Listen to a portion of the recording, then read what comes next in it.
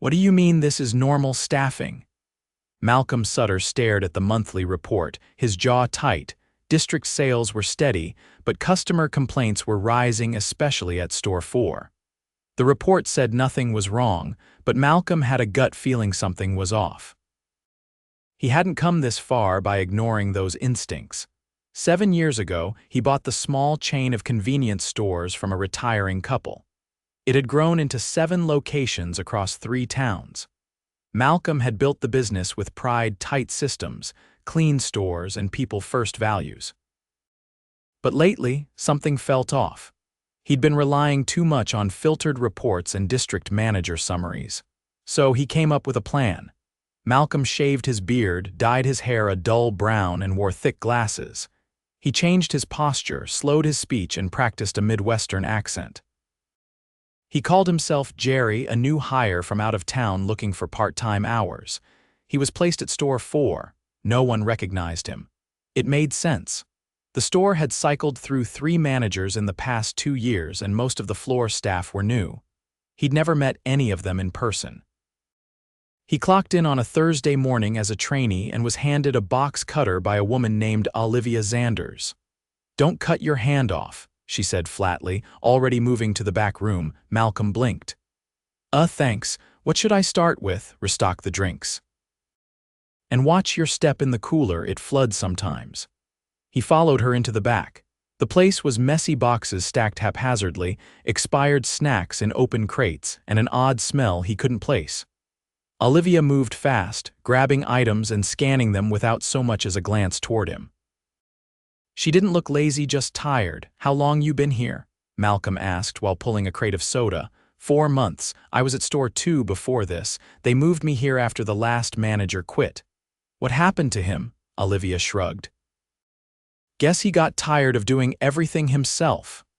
Malcolm nodded slowly. He didn't ask more. He wanted to observe, not interrogate. By noon, the store had picked up. A young cashier named Devin was struggling with customers, trying to ring people up while keeping one eye on the self-checkout kiosk, which kept freezing. "Where's the manager?" Malcolm asked Olivia. She gave a short laugh. "You mean Tom? He shows up when he wants. If not, we just figure it out." That afternoon, Tom finally arrived. He was in his 40s, wore sunglasses inside, and didn't acknowledge Malcolm. He walked straight to the office and didn't come out for over an hour. When he did, he shouted across the store, "Devin, you're on cleaning duty after close." "I thought I had the register tonight," Devin replied. Tom didn't even look at him. "You're cleaning, Olivia's closing. Jerry, you're staying late too." Malcolm kept his head down. "I thought I was just part-time," Tom shrugged. "Cool, then you can quit." Later that night, Malcolm helped Devin mop the backroom. The kid couldn't have been older than 16. "This normal?" Malcolm asked. Devin gave a half smile. "Pretty much, I don't mind. I just stay out of Tom's way." As they worked, Malcolm noticed the loading dock door was wide open.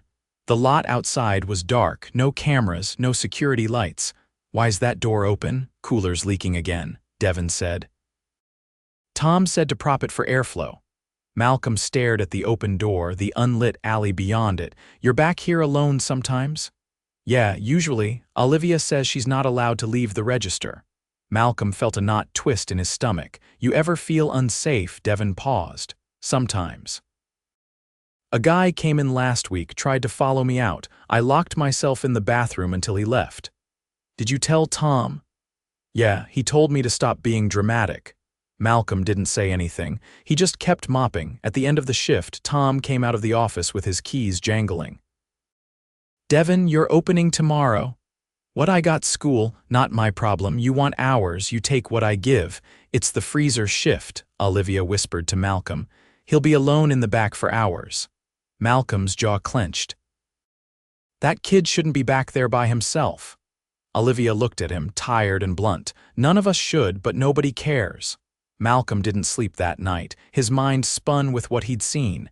He had built this company on the idea that people mattered, but here, they were left alone in the dark.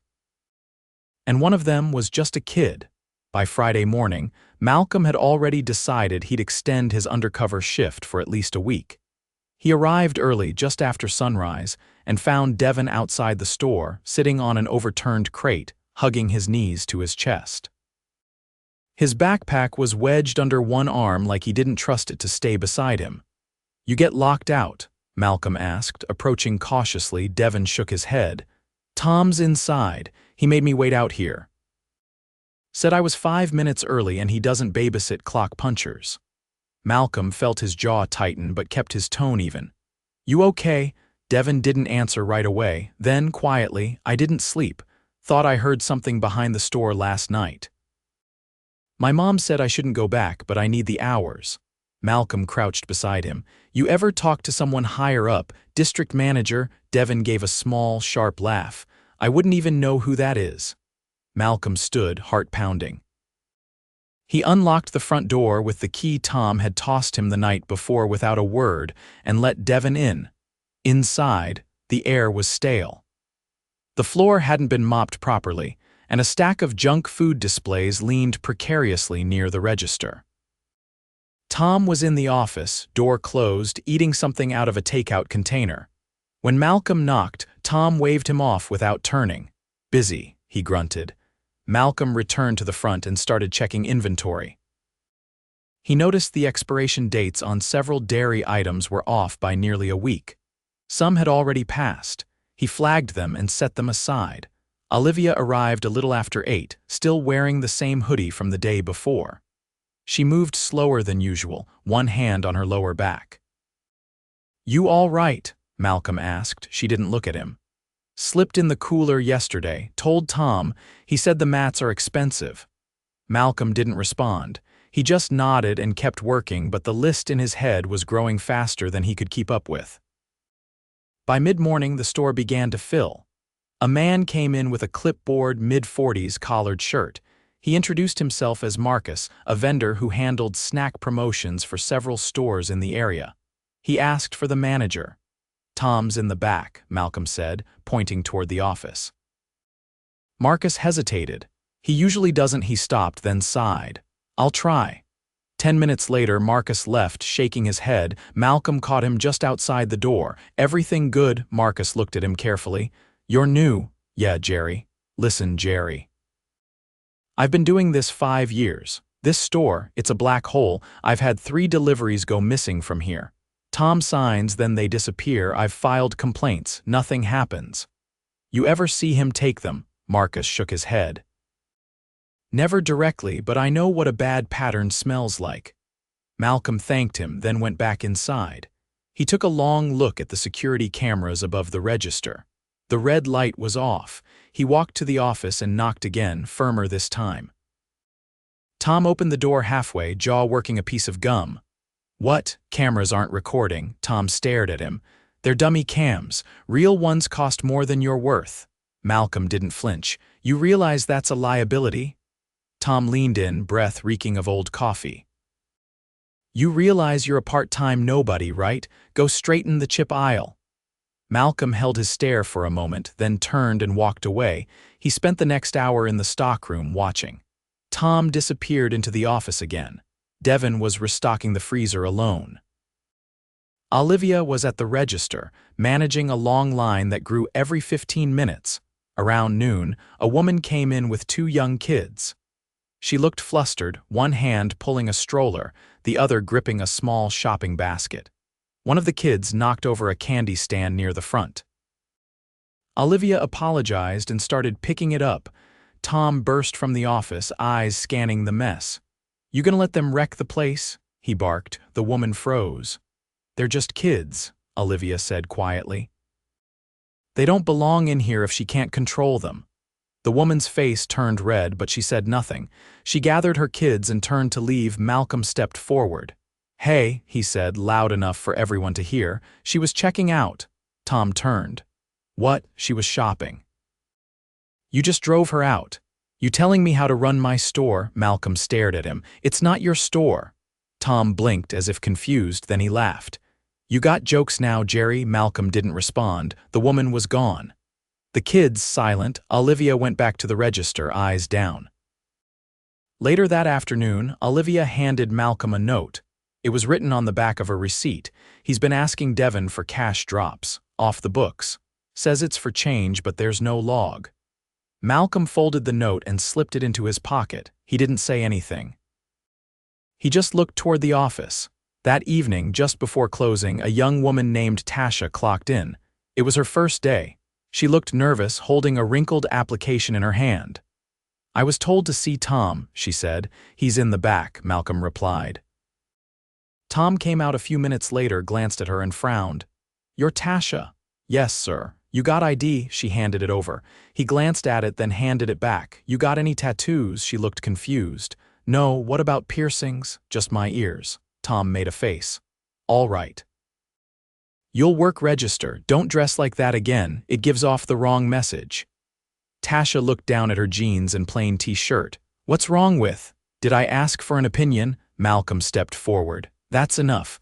Tom turned. "You got a problem?" Malcolm kept his voice low.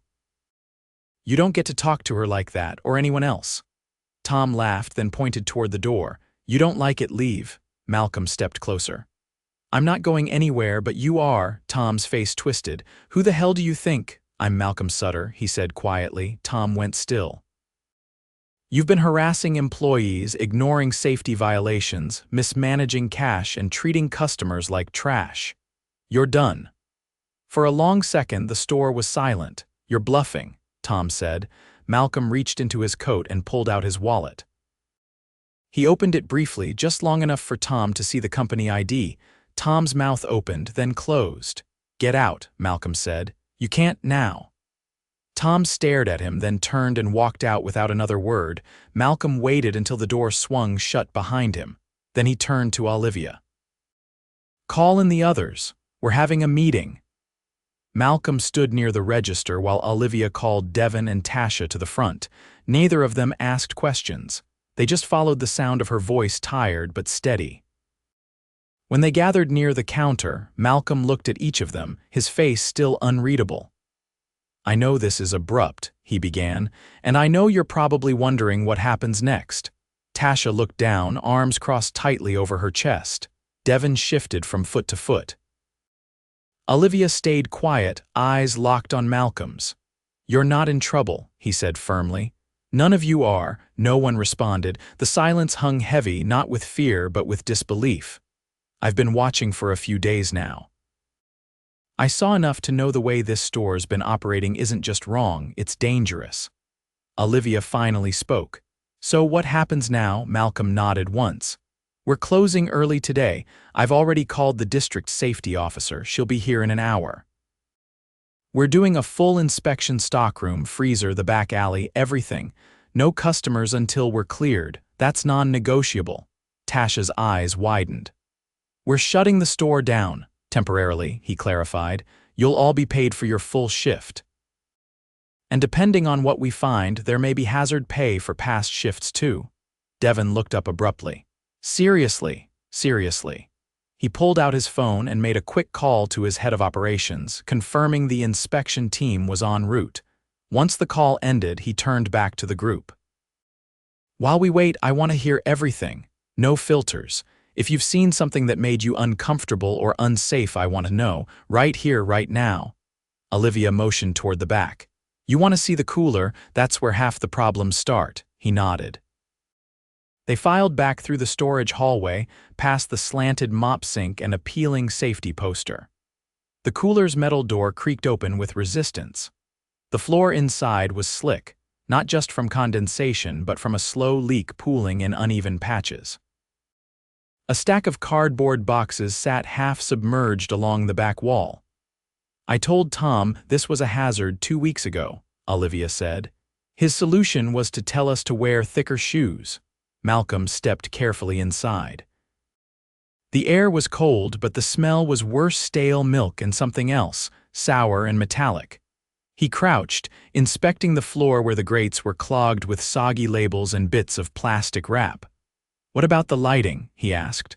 "Only one bulb works," Devin said. "The others flickered out months ago. I used my phone flashlight last time." Malcolm looked up. The remaining bulb buzzed faintly, casting shadows that warped across the racks. They moved on to the loading dock. The metal door had no lock from the inside, just a rusted latch. The keypad on the outer wall had a strip of duct tape over it with "Don't Use" written in permanent marker. "No cameras. No alarm," Malcolm said aloud. Olivia nodded. "And he kept telling us not to report it because then we'd get written up for poor security compliance." "Written up? I got two," she said. "One for not logging a delivery I never received and one for refusing to restock alone after dark." Malcolm took a slow breath, then turned to Devon. "What about cash handling?" Devon hesitated. He'd ask for change pulls near closing, said to give him 50s and 100s from the drawer so he could swap them for smaller bills, but the receipts never showed it. "He ever take the drawer out of your hands?" "Once." "Said I was too slow counting." Malcolm's expression hardened. "Did anyone ever witness him taking money or just these incidents?" "I saw him pocket bills once," Olivia said. "He told me he was taking it to get change from the gas station, but he never came back with it." Malcolm said nothing. He pulled out his phone again and took photos of the cooler, the dock, the keypad, and the note Olivia had handed him the day before. Then he stepped outside briefly to make another call. This time, not to operations but to legal. When he returned, he gathered them in the front again. "Here's what's happening. Tom's access to the building has been revoked. His keys won't work anymore. I've also frozen his payroll and notified our internal audit team. If anything else comes up, receipts, missing inventory, vendor reports, will pursue it." Tasha, who hadn't spoken since the confrontation, stepped forward. "I wasn't sure if I should take this job. I'm a single mom. I didn't want to deal with that kind of treatment just to get hours." "You shouldn't have had to," Malcolm said, "and you won't again." She nodded slowly, her posture relaxing for the first time. Devon looked uneasy. "What if someone else like him gets hired again?" Malcolm met his eyes. "He didn't slip through the cracks. We didn't have the right checks in place. That's on me." He paused, then continued. "I'm implementing a new rule starting today. No employee under 18 works in a store without at least 2 other staff present. No one works the back rooms alone. Every store will be required to have functioning security cameras, real ones, and we'll be auditing them monthly. Failure to comply is automatic grounds for dismissal." Olivia folded her arms. "And what about us?" "You'll be reassigned temporarily while this store is repaired and restaffed. You'll have full hours, same pay. You'll also get hazard compensation for the last 3 pay periods. And when store 4 reopens, you'll have the option to return under a new manager with a new team." Tasha raised her hands slightly. "What if we don't want to come back?" "You'll be offered transfers," he said. "With priority placement and bonuses." Devon let out a breath he'd been holding. "So we're not just being shuffled again." "No," Malcolm said. "You're being valued." The safety officer arrived 20 minutes later. She was sharp, efficient, and unimpressed by the state of the store. She documented over a dozen violations in under an hour. Malcolm stayed out of her way, letting her do her job without interference. By the time she left, the store had been officially closed for a minimum of 72 hours pending repairs and compliance checks. Malcolm walked the team out personally. "You've all been through more than you should have," he said. "But I want you to know something." He waited until they were facing him fully. "I went undercover because I stopped trusting reports. I wanted to see the truth, and what I found was worse than I imagined. But I also found people who showed up every day anyway. Who did the work, kept things running, and protected each other." He looked at Olivia. "You kept this place from falling apart." She blinked, caught off guard. "I just did what I could." "You did more than that." He turned to Devon. "You worked in conditions that would scare most adults. And you kept showing up." Devon looked down, his ears red, then to Tasha. "You walked in here on your first day and stood your ground." "I didn't even say anything," she said. "You didn't have to." They stood in silence for a moment. Then Malcolm said, "You'll hear from HR tomorrow about next steps. If you ever feel like something's wrong again at any store, under any manager, you contact me directly. No chain of command. No filters." He handed each of them a business card with his direct number printed in bold. Then, for the first time all day, he allowed himself a small, quiet breath. For the first time in a long while, it felt like the company he built was still salvageable. 3 weeks later, Store 4 remained closed to the public. The outside windows were covered with fresh vinyl signage announcing a grand reopening under new management. Inside, the floors had been stripped and resealed. The cooler had been replaced entirely.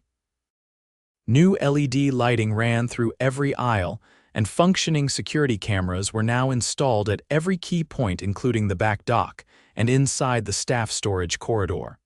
Malcolm stood by the front counter, watching the final safety inspection wrap up. He wasn't in disguise anymore. His beard had returned, his natural hair color back. He wore a plain navy pullover and carried a clipboard, but everyone knew who he was now, and he made no effort to hide it. A woman in her early 40s approached him from behind the register. She wore a fresh name tag, Marisol Store Manager. "We passed," she said. Inspector signed off on everything. Took photos, logged the cooler, even checked the new lock system on the back entrance. Malcolm nodded. "Good, what's your team look like? Still small but solid. I've got 6. 3 full-time, 3 part-time. We'll rotate weekends and split the closing shifts. Nobody works solo, and no one under 18 touches back room inventory without a second adult present." He looked her in the eye. "Any pushback?" She shook her head. "Not one complaint." "We've been rehearsing emergency drills all week. Olivia's running lead on that. She's got the staff taking it seriously." Malcolm folded the clipboard under his arm. "I want to talk to them before opening." Marisol waved toward the break room. "They're in there now." He walked through the newly painted hallway. The break room had been redone, larger fridge, fresh paint, new chairs. The vending machine was stocked with decent snacks, not just off-brand protein bars and instant noodles. Inside sat Olivia, Devin, Tasha, and 3 new hires. Kenneth, a former warehouse supervisor, Ayanna, a college student working evenings, and Brian, a retired firefighter looking for part-time hours. Malcolm closed the door behind him. "Morning," he said. "Morning," came a few replies, hesitant but warm. He stayed standing. "I wanted to do this face-to-face, not through a memo." He looked at the 3 new hires first. "You weren't here before the shutdown, but this team has already been through more than most." And they showed a level of professionalism that honestly put the rest of our locations to shame. His gaze moved to Olivia. "You took initiative when no one above you would. That's leadership." She gave a small nod, arms loosely crossed. "Tasha, I know you had every reason to walk away on day 1. You didn't. That matters." Tasha sat up straighter, her expression unreadable but focused. "And Devin," Malcolm said, pausing, "you worked hard in a place that never should have asked that much from you. You handled it with more maturity than some people twice your age." Devin looked down at the table, but this time with a quiet pride behind it. Malcolm turned to the group again. "Here's what I want from all of you, not perfection, not loyalty for the sake of it. I want honesty. If something's not working, if you don't feel safe, respected, or heard, I want to know. Directly." Ayanna raised her hand. "Can I ask how we're supposed to do that? Like, who do we actually talk to?" Malcolm pulled out a stack of laminated cards from his jacket. He set them on the table. Each had his name, role, and direct contact info, email, office line, and an internal number that bypassed operations. "These go in your wallets. You don't need to go through a manager or district lead. If someone abuses power again, I want to know before it turns into a report." Brian picked one up and studied it. "That's rare. Usually that kind of thing goes to HR and vanishes." "I know," Malcolm said. "That's why I'm changing it." Kenneth leaned forward. "What about performance issues? What happens if someone's not pulling their weight?" "We deal with it early," Malcolm said. "Managers are trained to give real feedback, not passive notes or vague write-ups. If someone's not a fit, we coach or we cut, but we never let rot fester." No one spoke for a moment. Then Olivia asked, "What happened to Tom?" Malcolm didn't hesitate. Internal audit confirmed theft across 3 months, vendor manipulation, off-the-books cash pulls, and falsified hours. He's been terminated and reported to the proper authorities. We're cooperating with investigators. Tasha looked at him sharply. He's being charged, he will be, and I've spoken with the vendor he shorted. Restitution's already been processed. Olivia leaned back, exhaling slowly. Malcolm looked around the room once more. You all start fresh today. That means expectations go both ways. I give you a safe place to work. You give me professionalism and accountability. Deal? Everyone nodded. Then let's open the doors. The team dispersed to their stations, each already assigned based on the new schedule Marisol had created. No one rushed. There was no panic, just quiet readiness. Malcolm watched from the corner as Olivia walked Devon through the new self-checkout interface. He noticed how she let him take the lead, only stepping in when he hesitated. It was subtle, but it spoke volumes. She wasn't just doing her job, she was setting a tone out front. The first customer of the day, a delivery driver in a reflective vest, stepped in, glanced around the spotless floor and the bright aisles, and gave a low whistle. Didn't think I'd see this place open again, he said. Marisol greeted him with a polite smile from her place near the entrance. New team, new rules, the driver nodded. Looks good, real good. As the morning wore on, customers trickled in steadily. Malcolm stayed out of the way, observing from the far end of the store. He watched as Tasha helped a mother with 2 young kids find allergy-safe snacks. She crouched to the child's level, pointing out options and asking questions the kid actually answered. The mother left smiling. Ayanna handled the checkout with speed and precision. Kenneth restocked the drinks cooler methodically, pausing only once to explain a shelf label to a customer who didn't speak much English. Brian rotated the end cap displays with practiced ease, already suggesting improvements to product flow. By noon, the store felt alive, not just functioning, but thriving. Malcolm stepped outside and made one final call. Store 4 is back up, he said. I want the rest of the district managers to visit next week, not for inspection, observation. Let them see what a functioning team looks like. The voice on the other end agreed. He didn't go back inside right away. He stood out front a moment longer, watching through the glass. It wasn't perfect, no store ever was, but it was better. And it was honest. That mattered more than anything. He turned and walked toward his car. There were 6 other stores, and each would need a visit. But for now, Store 4 was in the right hands. For the first time in months, he didn't feel like he had to look over his shoulder.